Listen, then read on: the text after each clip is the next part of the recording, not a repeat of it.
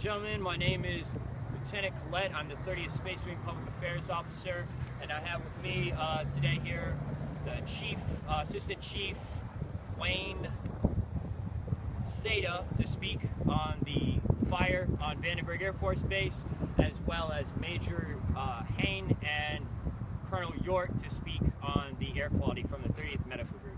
So with that said, I will bring on the Chief here to speak with you.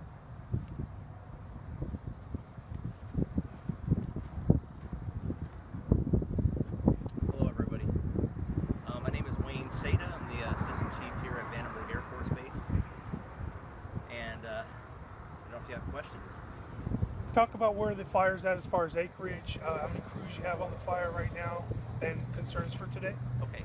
The acreage right now is approximately about 10,000 acres, 20% contained. We still have about 630 firefighters. That's on the line and off the line supporting the fire. I think we're making really good progress now. We've been having the crews work day and night. The night operations have been really successful, and today's been really good so far. I don't have a containment date, but crews are doing good. How about the winds today? They seem to be a little bit more breezy than yesterday. They are, and there's been a little bit of activity. As you can see behind me, there is some fire activity. We expect some wind changes probably on Thursday, significant, some upper winds. But the crews are doing really good, and we're preparing for that day if they do come. Can you talk about if the fires are near the peat bogs that smoldered for several months after the 2000 Harris fire? Are they near the peat bog? Is that your question? No, they're not even close to the peat bog. Is there anything toxic burning in the wildland other than wildland? Is there any? No, nothing else that I know of. And the Atlas V rocket, is that in any danger? Is that area? No, it's a concern, but it's not. The cruiser, we have several resources around those critical assets that are doing prep work and ensuring that they're safe to if the fire does come to them. What's the status of the facilities? Do you have any update on As far as the damage? No, we have no damage assessment at this time. Are any structures threatened? All the facilities are still threatened, and we still have some buildings that are threatened still. For people that are in the evacuation possibility zone, what would you say to them? Like, should they start packing a bag just to be safe? No, I think that's a good question. The LaSalle area, we had some concerns. We really worked on that area, and that looks really good right now. The Miguelito Canyon's looking really good right now. We had a lot of work done in that area, and that looks like less of an impact now. We had some prep. We put some 2 dozer lines on the Sudden Ranch side to prep that in case we have a good fire activity on that side, and the wind event supports a fire moving down the Sudden Ranch area towards Oklahoma. Then we have some indicators, or what we call trigger points, that will either do a warning or an evacuation process for that. The closure on 246 right there at Union Sugar Avenue, talk about the reason for that, why that had to happen, and how long you expect that part to be closed. I don't have a lot of information on that. Is rail traffic traveling? I mean, it must have been stopped. Do you know if there's any damage to any rail lines? The rail has been stopped, and I don't know. They're doing an assessment right now on the rail right now. The Union Pacific is doing that. As far as the amount of firefighters that are battling these flames, can you talk about the outreach of all the departments that are doing this? Gotcha. Well, initially, when we had the fire, we started with what we call an incident management team, Type 3 incident management team, which is made up of local resources in this county, people that are qualified to do certain positions. And what we do is we call that in when we have a significant fire. When we hit a certain trigger point in the complexity of it, we ask for requests for a higher level team to come in, and they bring in extra resources and to help us manage the fire. And I don't know if that so when they start doing that, the resources can come anywhere from up and down the state, and when they get depleted, they'll go as far as Florida to bring in resources. And the water too, also going anywhere for that? We've made up portable areas for water dipping, and we've also been using the ocean. Do you have any update on the firefighters who were injured, or have any more? No more have been injured, and I don't have any update. How many were injured? 2 With minor injuries. Is that the 2 on Sunday, or is that the 2 yesterday? We had 2 on Sunday and 2 yesterday. Okay. 4 total? Four total. Hi, Matt. Yes. Talk about, I mean, I thought they couldn't use ocean water. What is ocean water is being used on this one? It is towards the backside of the Sutton area. Okay. Have any of the helicopters picked up any sharks or dolphins or ocean life during No. those? Okay.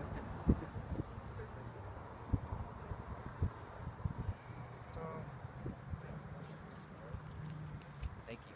All right, ladies and gentlemen, thank you. That was Chief Seda. So up next, I will have Major Haynes and Colonel York from the 30th Medical Group to answer any questions related to health and air quality. I'm the 30th Medical Group Bioenvironmental Engineering Flight Commander. And could you talk about the concerns for air conditions in the area? Yes, so naturally with the large wildfire, everyone's going to be concerned with their health and how the smoke is going to affect it. There's a couple good resources online for curious individuals who want to, take a good interest in their own health, and you can go to airnow.gov and type in the local zip code, and it'll show air quality measurements from the Santa Barbara County, and it'll tell you whether the air quality index is green, yellow, orange, and there's a whole scale, and it tells you what to do should the air quality change. Some common sense stuff that people can do is just look up at the sky right now. I mean, the good thing about the Central Coast is that we have these clear blue skies almost all the time, so the only thing behind me that looks like a cloud is the wildfire smoke. So if you see that blowing away from you, then you're probably in pretty good shape. If you see it coming towards you, probably not a good idea to go out and run a marathon or something like that. We are on a military base, so we got a lot of go-getters out there, and they're probably not thinking about their health too much in that regard. But just looking at it, it looks like it's blowing off the coast right now. So that's how we're doing it. And we also have been taking particle count measurements on the hour since yesterday afternoon around noon time frame at multiple locations to gain a good population look. We've been taking measurements at the Child Development Center because naturally children are an at-risk population for smoke inhalation, as well as elderly people with ailments such as respiratory conditions or heart conditions. We've also been taking measurements around the clock at the Med Group and at the base housing area throughout the evening. So we've been taking measurements all throughout the night. Can you talk about the results of those measurements and what they're telling you? Yes, so all the measurements except for one were in the green range. If you go on the site and you see the green range has a number goes from 0 to 50, and then 50 to 100 is yellow and it's moderate. And the one number that was in the yellow was 52, so it was barely out of the green range, and that was earlier this morning around 6:40 at the Med Group, but it has since gone back down, and that's attributable to just the changing wind patterns here on the base. Is that a concern for the firefighters though that are inhaling all of that too? Do they have to take more breaks because of all the smoke? Definitely a concern for the firefighters. So they are the people who are obviously trying to stop this fire, and they're camped out down closer to the fire itself. So they're hanging out in tents, not necessarily going to have some high-tech filtered air conditioning unit in those tents. So they're naturally going to be concerned with their health, and we do take precautions such as work rest cycles. You can only be out in the fire for so long before you have to come back into an area where there's less smoke. You want to limit the time outdoors, but they also have a lot of personal protective equipment like self-contained breathing apparatus. They've got their dust masks, anything that you typically would see on a firefighter as he's going into a burning house. They're probably going to be wearing out even though it's in the open.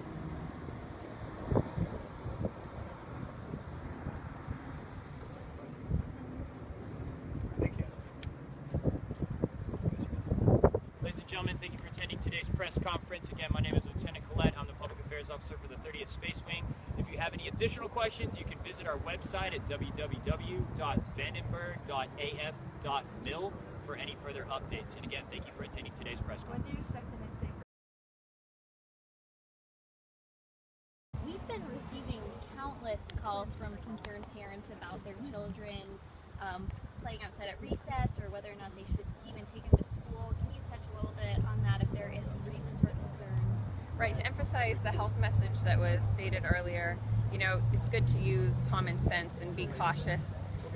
If you see or smell smoke where you are or where you live, it's best to limit time spent outdoors and outdoor exercise if possible. What are some things to do if you think that you might be having like an asthmatic reaction or something like that? If you think you're having any symptoms that could be related to smoke or ash exposure, such as coughing, wheezing, chest tightness, nausea, lightheadedness, it's best to contact your doctor. So, what is the condition of the air right now in this area? So as was stated earlier, there were elevated particle levels in various parts of the county this morning. They have since gone down. They're still elevated, but they weren't as high as they were earlier today. But winds and weather conditions can change quickly, so it's good to check that frequently. You can check it on Air Now. As was mentioned, you can also check it on our website, which is ourair.org.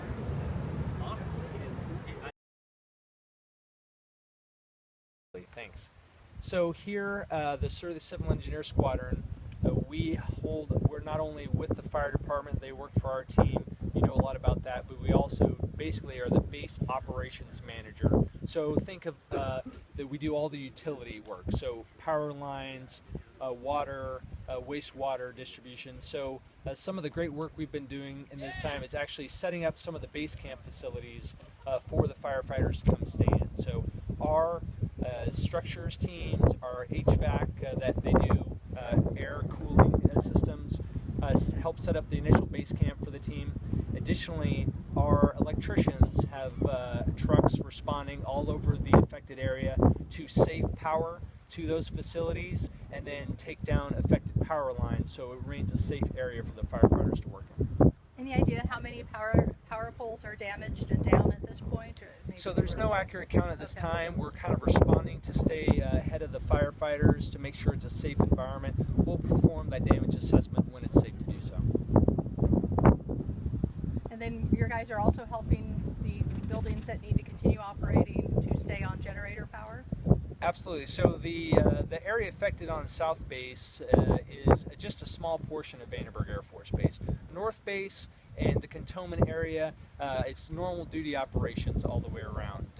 There are a few affected facilities that are kind of a minimum essential ops, and some facilities that are in the that are within the fire area that aren't operational at this time.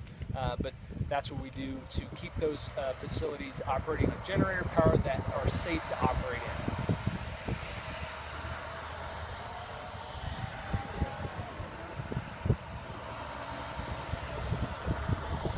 Led and seen by Chief Seda and Chief Mark Farias, some of the best cooperation.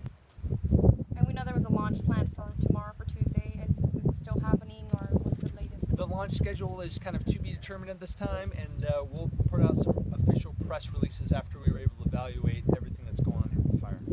How large is your squadron?